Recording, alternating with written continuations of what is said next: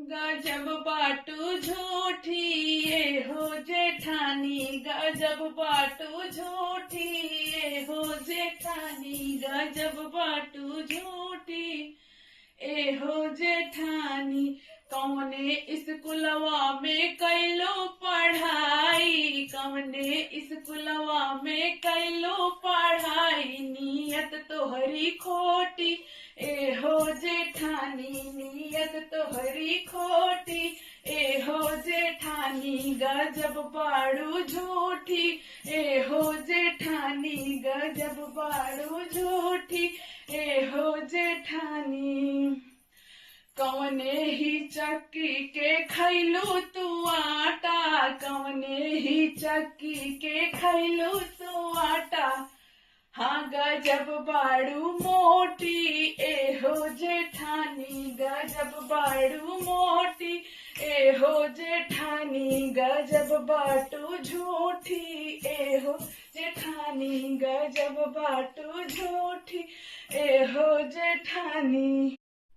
कौने ही मर्दा के लड़का हो आयु, कौने ही मर्दा के लड़का हो आयु, लाइकवा बटे गोरा ए हो जेठानी, लड़का बड़ा गोरा ए हो जेठानी, गजब बाड़ू झूठी ए हो जेठानी, गजब बाटू झूठी ए हो जेठानी, नियत तोहरी खोटी ए हो जेठानी, नियत तोहरी खोटी ए हो जेठानी, गजब बाटू झूठी ए हो जेठानी।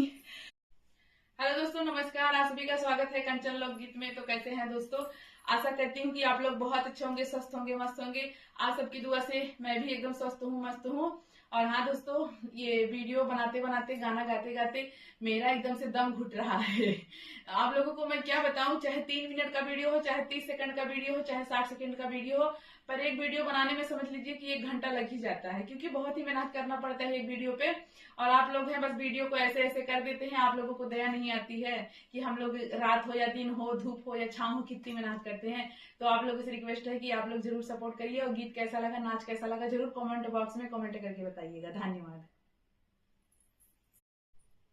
लाल लाल होठावा से बरस लाल लैया हो की रस चुएला, जैसे अम्मावा के मुंगवा से रस चुएला हो की रस चुएला, जैसे अम्मावा के मुंगवा से रस चुएला हो की रस चुएला। लागे वाली बातियों ना बोला हमरे राजा जी, करे जा छुएला, तोहर मीठी मीठी बोलिया करे जा छुएला हो करे जा छुएला, तोहर मीठी मीठी बोलिया करे जा छुएला हो करे जा छुएला।